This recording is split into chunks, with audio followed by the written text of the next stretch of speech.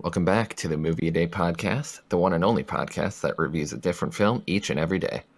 My name is Grant, and I'm your host for this podcast. With me, as always, to dive into the world of cinema, we have Sky Hello, everyone. and Ryan. Why, hello.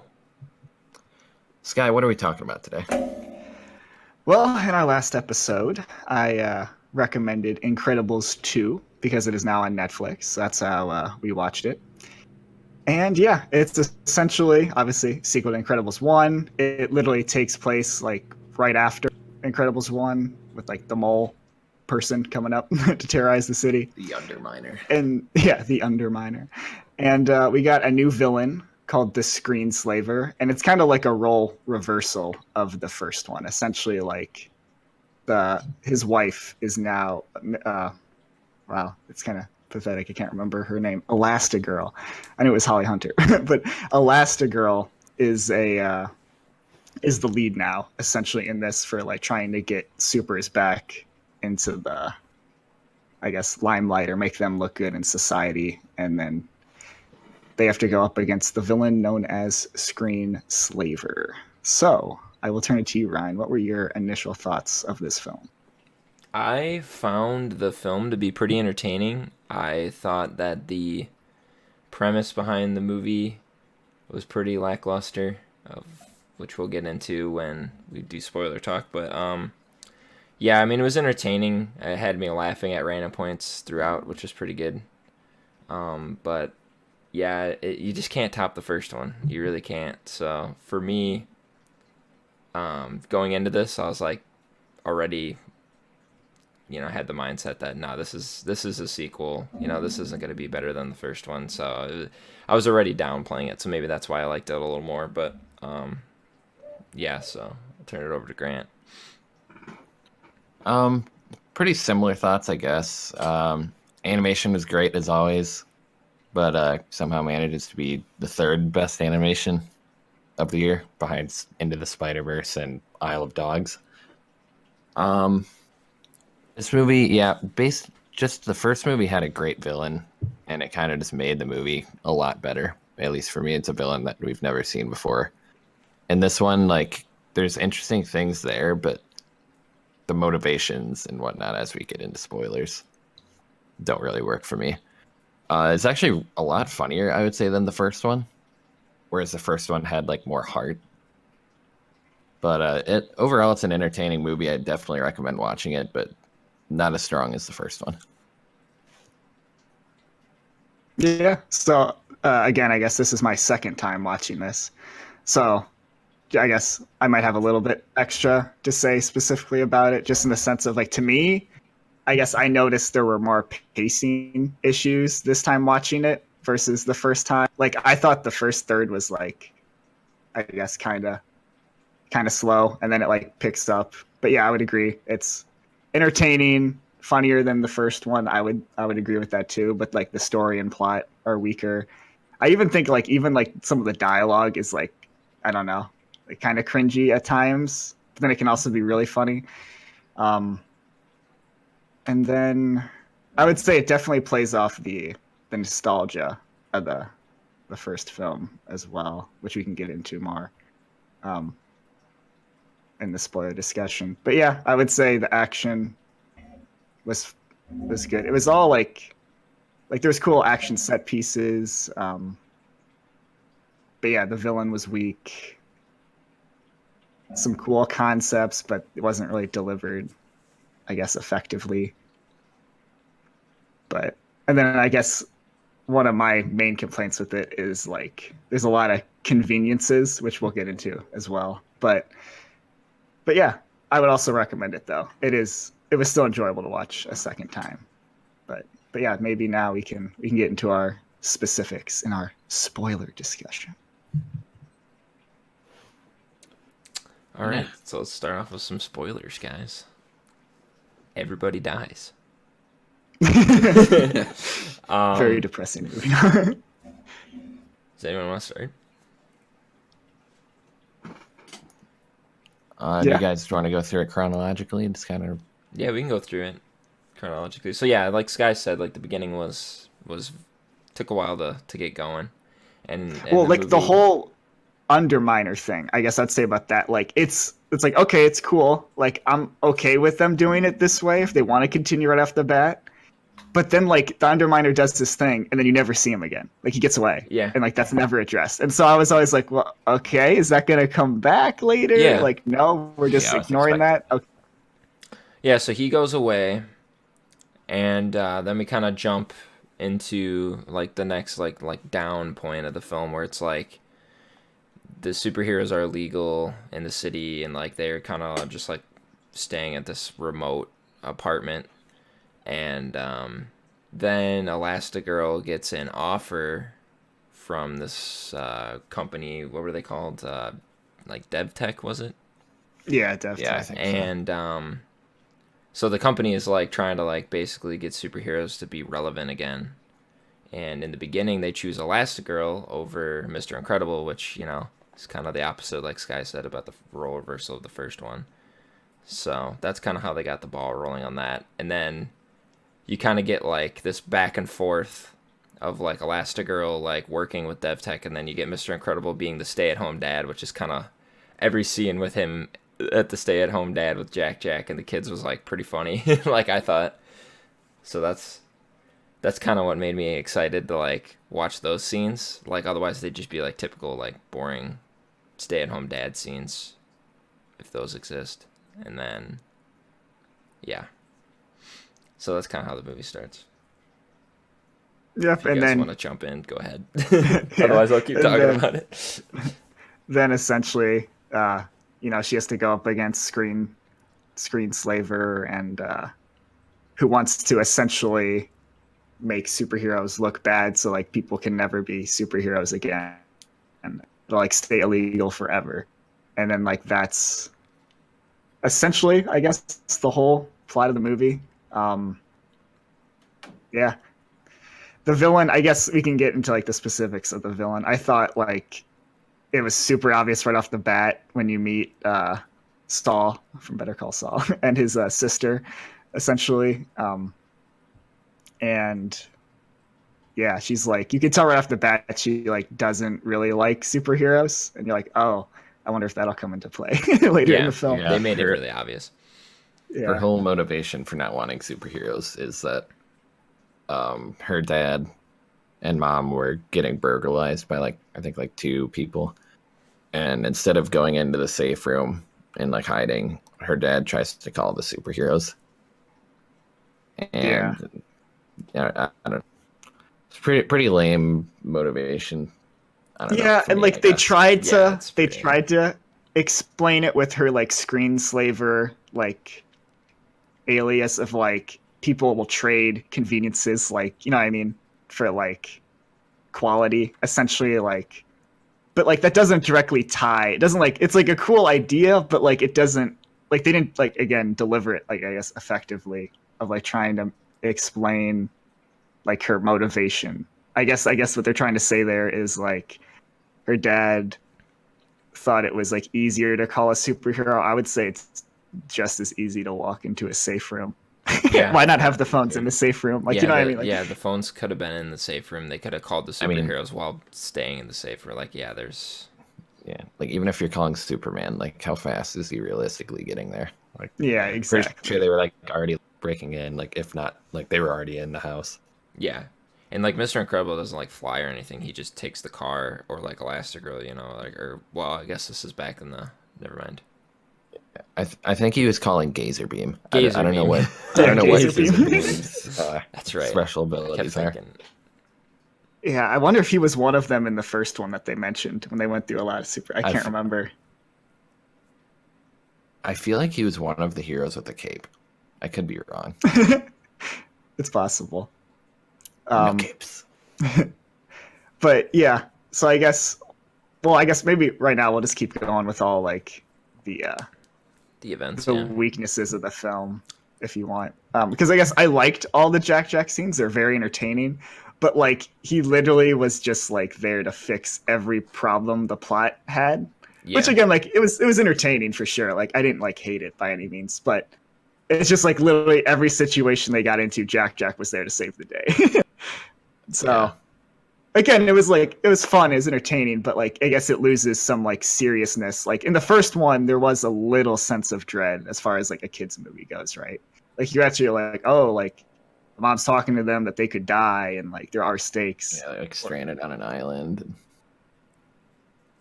Yeah. Yeah. And this one, that kind of was lost. Like you said, Grant, like the heart wasn't there, but like the comedy was. So, because I mean, it still has the typical family scenes. I will say that it still has like those grounded. They ground the superhero family with like with Violet coming down invisible to get ice cream after her like the boyfriend stood her up. Yeah. Like water shooting out of her nose, the dad being tired, and yeah, all that stuff. Like they did a good job with like still having some family scenes. But yeah, the heart wasn't as much there. Yeah, I don't know. Mr. Incredible for me, he would do things in this movie that were kind of like out of his character for me. He didn't really seem like a dick like in the first one, but in this one he kind of like doesn't want his wife to like succeed in what she's doing. He's kind of like hoping, like watching the TV. And, I don't know. He just like doesn't want her to succeed, and that was kind of weird for me. But he also does. Like he's like he like doesn't. But then if she does succeed, he gets to be a superhero again. So that's why I'm like confused, I guess, about that too. Because like, but yeah, I know what you mean. It definitely seemed like he was like angry with her about it. But he also pushed her to take the job. Yeah. Yeah. So that was kind of, I guess, conflicting there. Did you guys? Well, he pushed her to take the job so that they could be legal. Yeah, again. for himself. Yeah, for himself. Yeah. So I could see where he was kind of more of an asshole in this one, or more selfish, I guess. Not really an asshole, but yeah. But then it kind of just like fixed itself. Like he eventually was just like fine with he it. eventually got involved. Yeah. But did you guys notice, I guess, the pacing issues? Or did you have pacing issues as you watched it? I mean, or? the scenes with Elastigirl and the villain, the sister, kind of got repetitive and like tedious for me because like again, you knew like it's pretty hard not to know it was coming. Like the whole twist that she's the screenslaver, and it's like we got so many of those scenes of her like explaining her like what she feels and what her beliefs are, and like it's like I get it. Well, let's keep it going. Mm-hmm. Yeah, I don't know. It was just like they used the same formula for a while there, where it was just like Grant said, like scenes of like Elastigirl and the sister, and then it would cut back to Mr. Incredible and the kids, and then back to Elastigirl, and like back and forth until they finally like the sister finally like gave up her identity as who she really is, and that's when it started to pick up. Is at that point. Yeah, and then I would also say, I think you even mentioned this when we were watching it, Ryan, that like it ends like abruptly. You're just like, oh wow, like that that was all of a sudden like it definitely like there's definitely some pacing issues at the beginning and at the end, I would say. Or I guess the first third and the end for me. I think this is actually the longest running computer animated movie. Oh, so I think really? I think there's definitely some more footage, but they got put on the chopping block. You can kind of tell with the way it ended. Yeah, maybe that's the reason. Because like if you notice, like in the first one, like how the first one ended, if they kind of like they saved the day, they beat the villain, and then they kind of go back to like trying to live a regular life, like in the end, and that's just kind of how it ends until like the Underminer comes, and then the movie ends like right there, because it's like it's kind of a good spot to like cut it off, because they're in the middle of like trying to live their lives, but at the same time, like when the Underminer comes, they're like they're just gonna go back to like fighting crime, like trying to balance their lives, like of fighting crime and like living their lives and stuff. So it's kind of a good way to end it. It's kind of undermining their no pun intended. I mean, I just wish that this movie was a sequel that took place like 10 to 15 years after the first one. I think that would have been a lot more interesting. I wouldn't have mind that. I think like the Jack stuff though, like he would have been a completely different character, right? You know what I mean? Like that's why they 100% kept him in this one. I think, it's more funny. Yeah, he would have been. I think they went more for like entertainment value with this one for sure. Yeah. which is kind of weird considering that Brad Bird, the director of this movie, said he wouldn't make a sequel unless he had like a story that was just as good, if not better, than the first one. Yeah, and I think he might have confused that with because there's a lot of like excellent like scenes and set pieces in this. Yeah, the action And I scenes think- are by far what makes the movie. Yeah, and I think Yeah, they were just really like well done. I think he's just like I have all these great ideas for scenes and like superhero powers and funny scenes, and then like they kind of like built the plot around that. I could be wrong. That's just kind of I guess how it felt to me. But yeah, all the action was super cool. I love the owl guy and Yeah, the teleporty or Yeah. the whatever the dimension girl who can just Yeah, like Void. teleport you all. Yeah, Void. Yeah, there's some very cool action set pieces in the this. guy that like vomits like lava. Yeah. Like, or you Yeah. could just tell he's just got like a mouthful and he just like shoots it all over the place. It's always just fun. Like the funny facial like expressions are really cool to like watch, and like they just kind of make you laugh. Like you could tell like as like a kid, like you would laugh at it, and even as an adult you would laugh at it because like some of the facial expressions are just like facial expressions we would make. Yeah, it's pretty or like realistic. when all the bad guys, I guess all the superheroes have those glasses that make them like a slave, right? They like show up to the Incredibles house and they open the door and then it's like the slow turning owl head completely Yeah. 360. Like that was like I don't know, that really made me laugh. Yeah. It has some pretty good comedic timing. That's Yeah. for sure. I would say I liked the little Batman reference that like she had when she's like kind of going through like a sketchy part of town. It looks like Gotham and like yeah, like Elastic Batman Girl. Begins vibes. yeah, she like turns into like a bat shape as she's gliding down. That was cool. Got I think a lot Grant, of you pointed Spider-Man out. 2 Yeah, vibes. you pointed that out. Yep. There's tons of those. Yeah, that was really neat. Even kind of like Man of Steel / like Avengers type vibes of like property damage and like all that. It's being taken into account. Like that's the only reason that Elastigirl got the big opportunity. And I They did like compared- that. They compared the budget of like Yeah, I like that. destroying things. It's actually Yeah. pretty funny.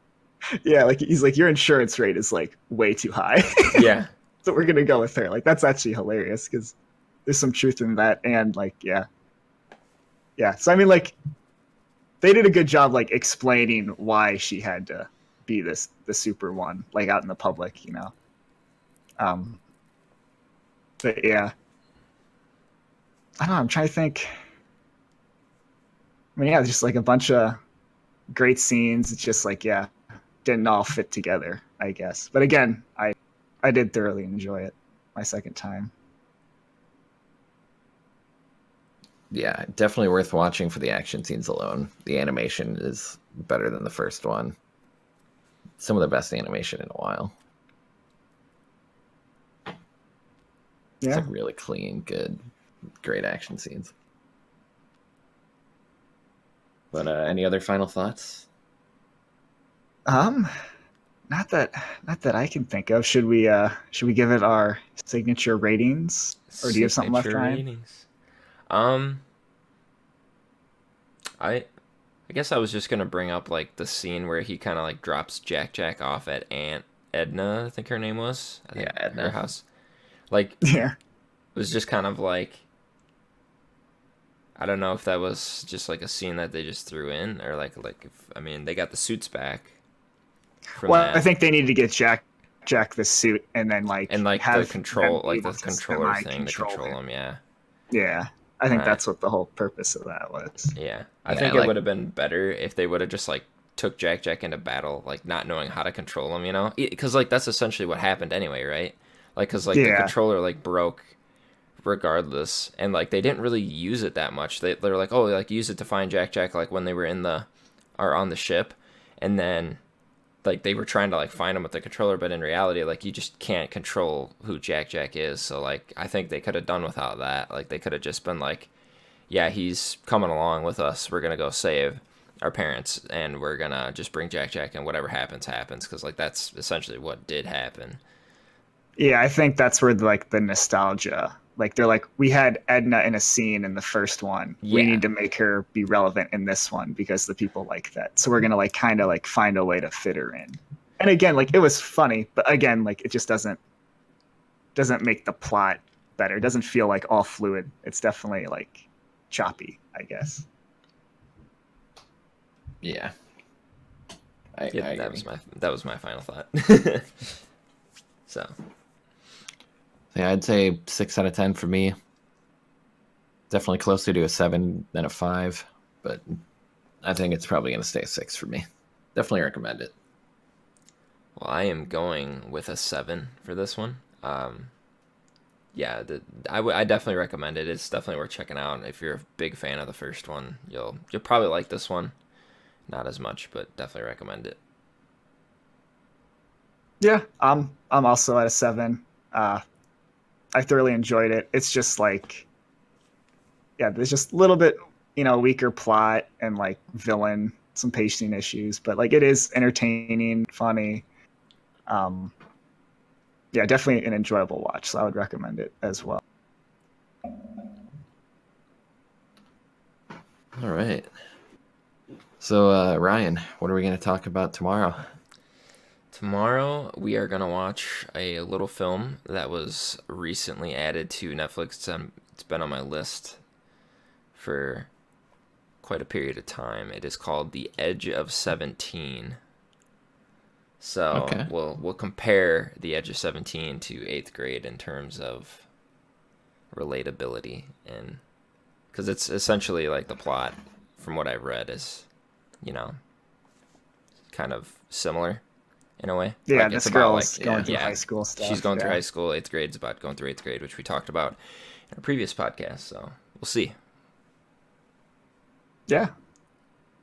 And neither of you two have seen this one, right? Because I have actually seen Edge of 17 as well. So this will be my second time watching This guy's No. seen everything. it. Hence As of why right it's on now, my it list. seems like it. Have to watch it. I haven't seen it either. So But yeah, if you guys like the podcast, make sure to give it a like on Facebook, follow on Twitter, leave us comments and suggestions in the comment section, and subscribe if you like what you see, or hear rather. But other than that, see you tomorrow. Yeah, have a good one. have a good one.